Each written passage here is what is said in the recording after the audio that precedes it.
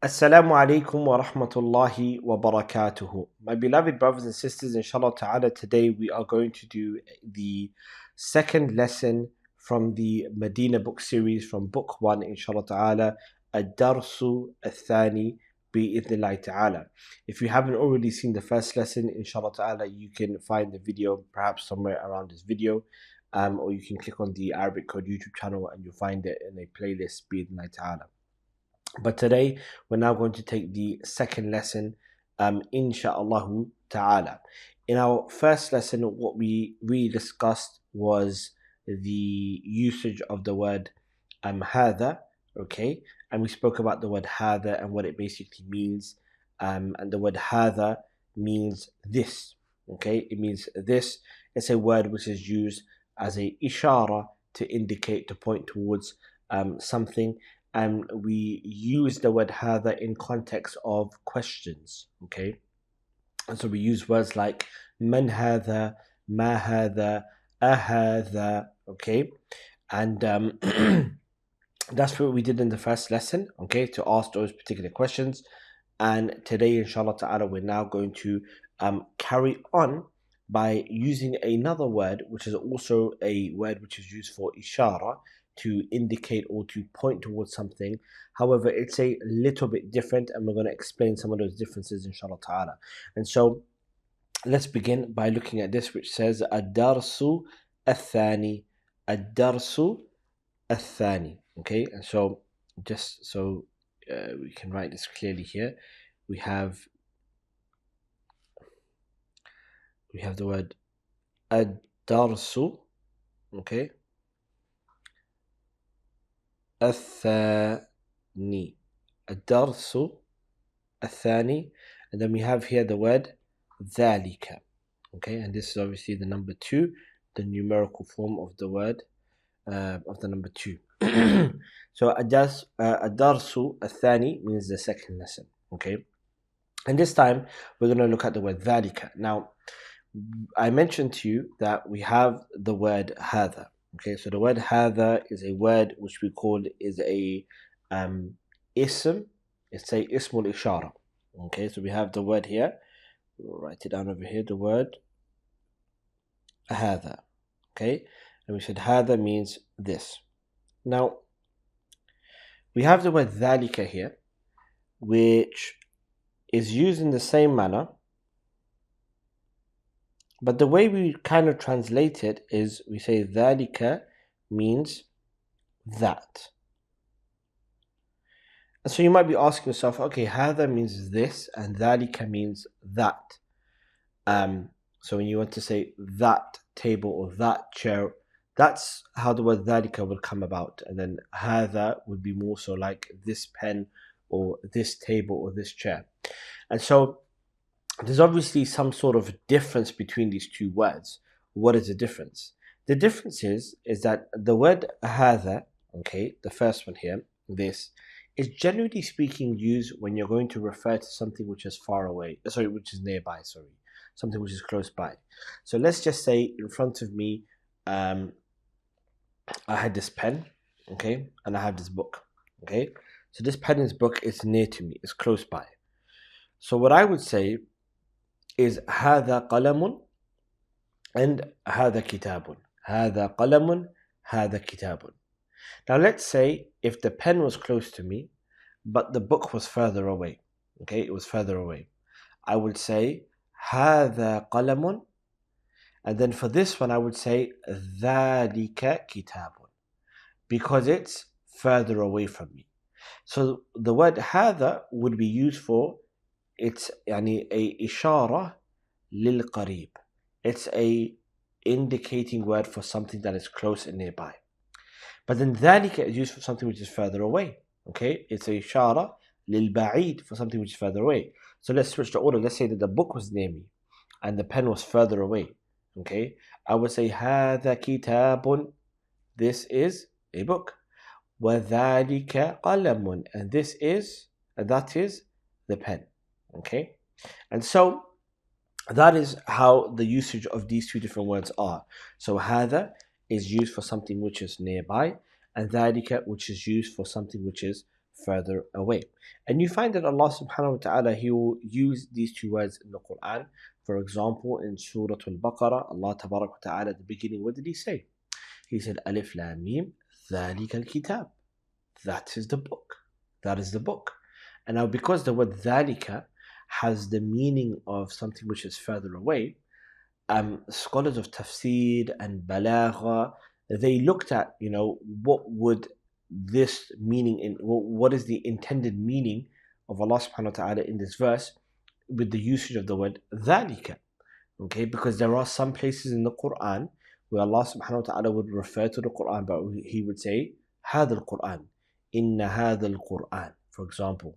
Okay, and هذا now means this Quran, so it's something which is close by, the Quran which is near and close by. So scholars, they discussed, what could be the nuance and the eloquence in the speech of Allah subhanahu wa ta'ala. And some scholars of Balagha, what they said was, when Allah tabarak wa ta'ala said Alif Lam Mim ذَلِكَ الْكِتَابُ لَا رَيْبَ فِيهِ. Okay, what Allah subhanahu wa ta'ala means by using the word ذَلِكَ here, which means that it's far, meaning that ذَلِكَ الْكِتَابُ, that is the Quran which is far away from any criticisms. Okay, because what happened when the Prophet ﷺ, he came to the people of Mecca and he gave da'wah to them and he called them to La ilaha illallah and he recited the Quran to them, what did they do? They claimed that this was a lie. They claimed that this was magic, sihr. Okay, there were all these different things that they were claiming. And so Allah subhanahu wa ta'ala is saying, Alif Lam Mim ذَلِكَ الْكِتَابِ, that is the book which is far and above and away from all of those criticisms. La rayba fihi, there's no doubt inside of it. There is no doubt inside of that whatsoever.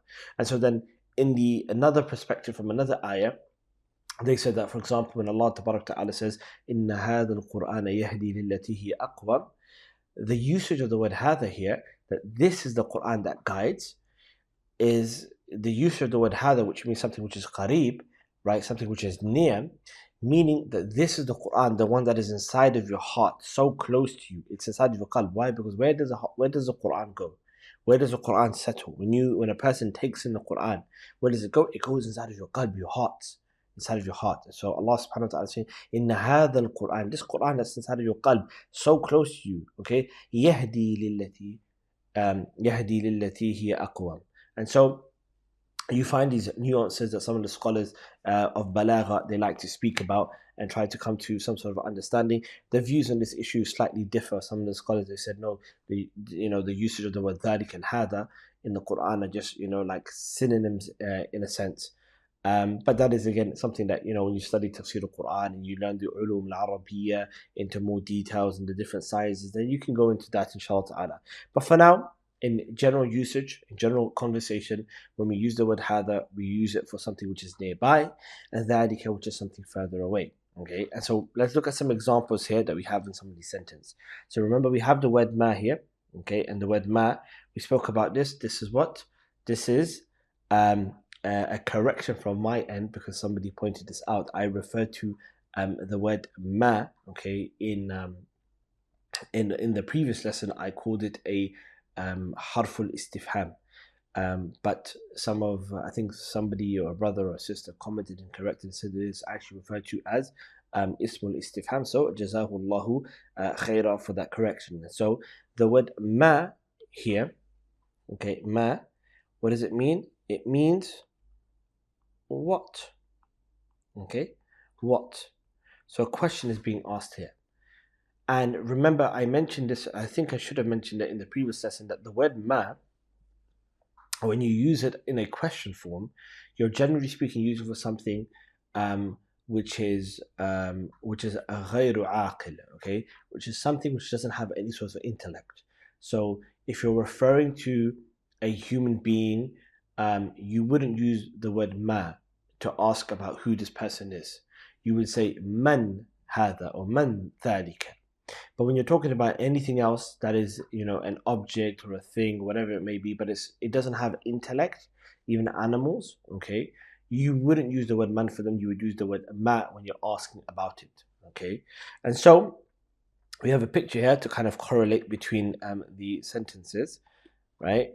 Which is what? Ma dhalika, okay. What is that? Ma dhalika, right? And the use of the word dhalika is going to tell us that we're referring to something which is far away, something which is really far away.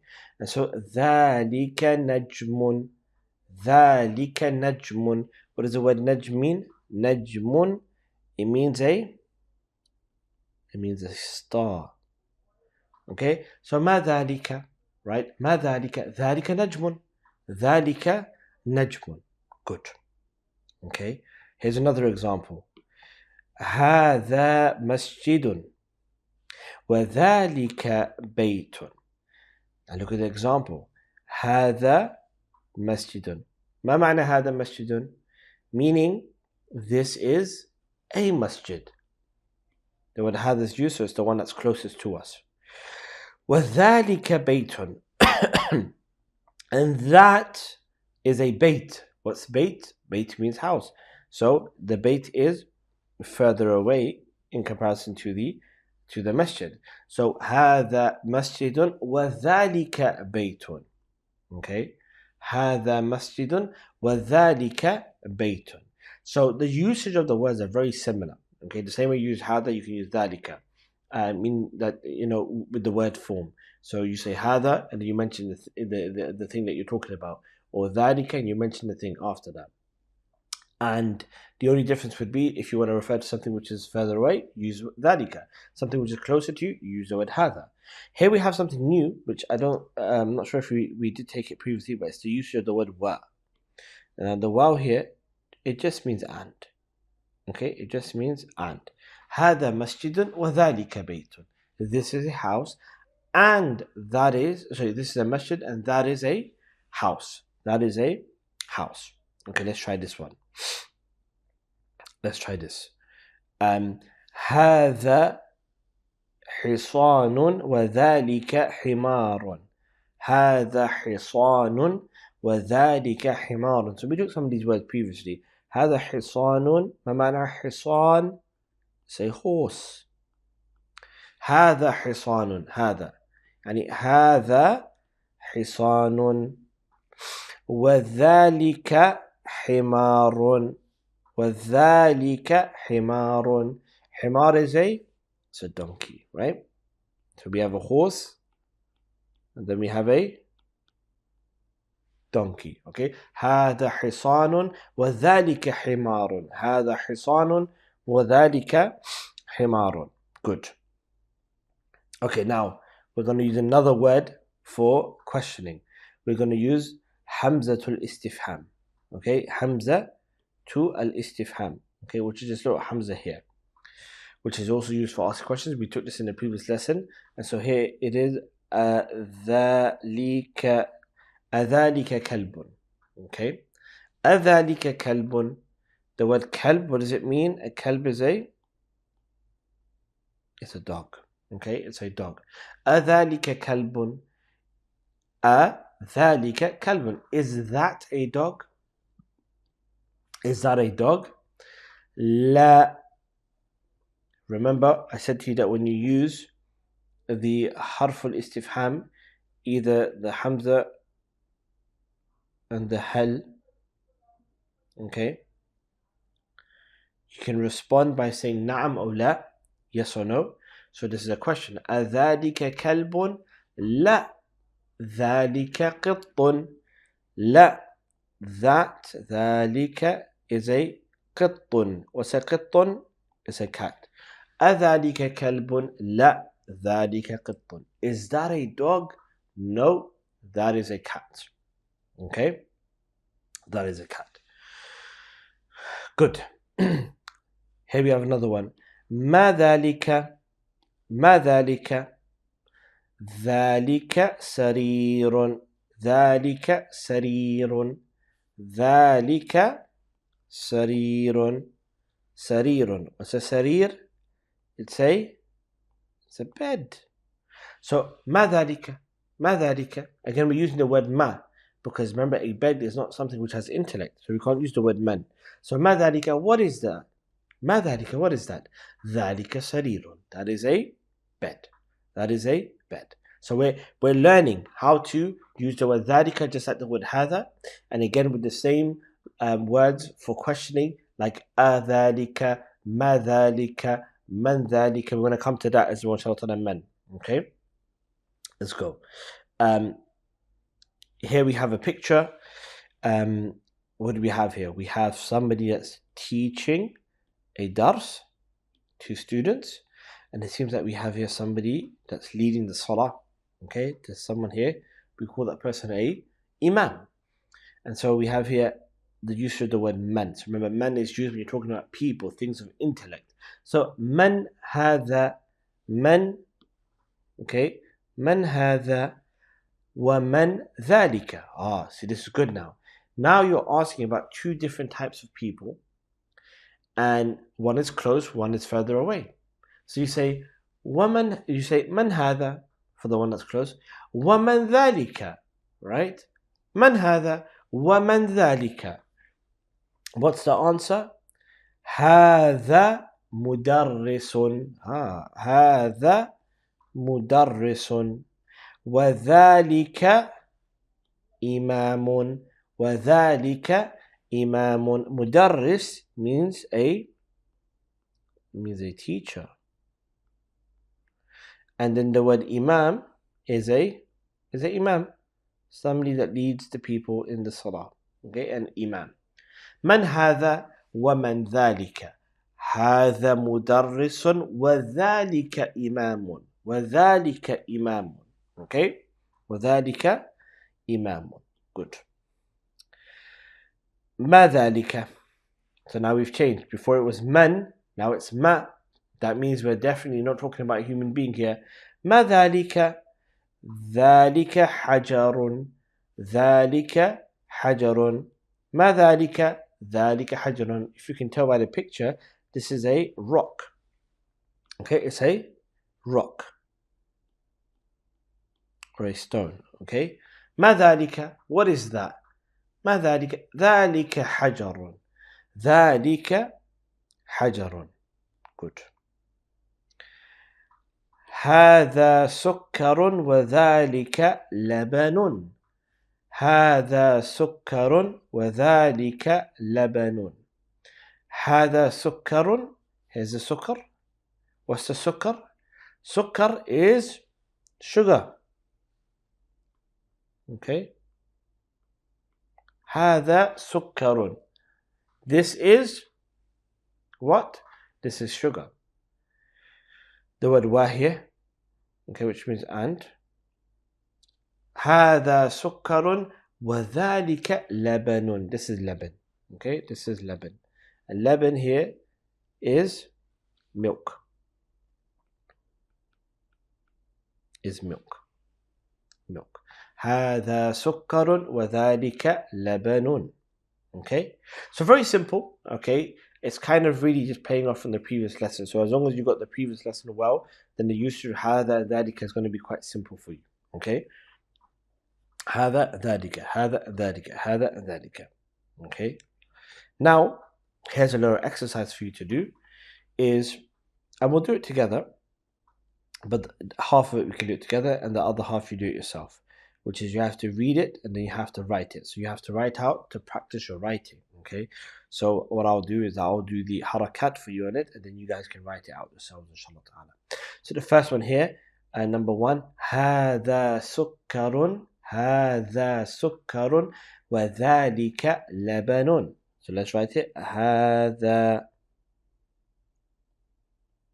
سكر وذلك لبن.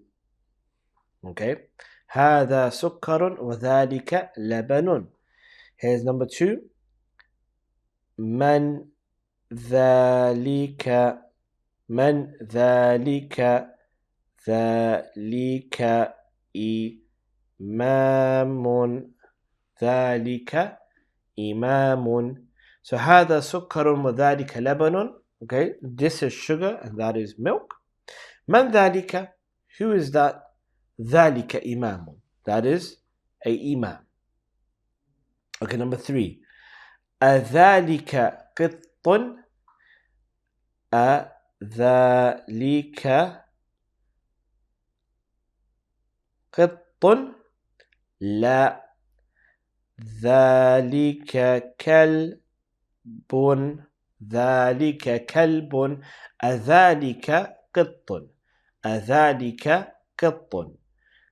Remember that is harf al-istifham, right? It's hamzatul istifham. So you're asking a question now. Is that a cat? أذلك قط? Gonna say yes or no. نعم أو لا. لا. ذلك كلب. لا. ذلك كلب. No, that is كلب, a dog. Okay. And the last one here we have is ما هذا. ما هذا. So again, now the word ما is being used, so we know we're not referring to any sort of human beings. We're talking about objects here. ما هذا. ما هذا. هذا حجر. هذا حجر. ما هذا. What is this? هذا حجر. هذا حجر.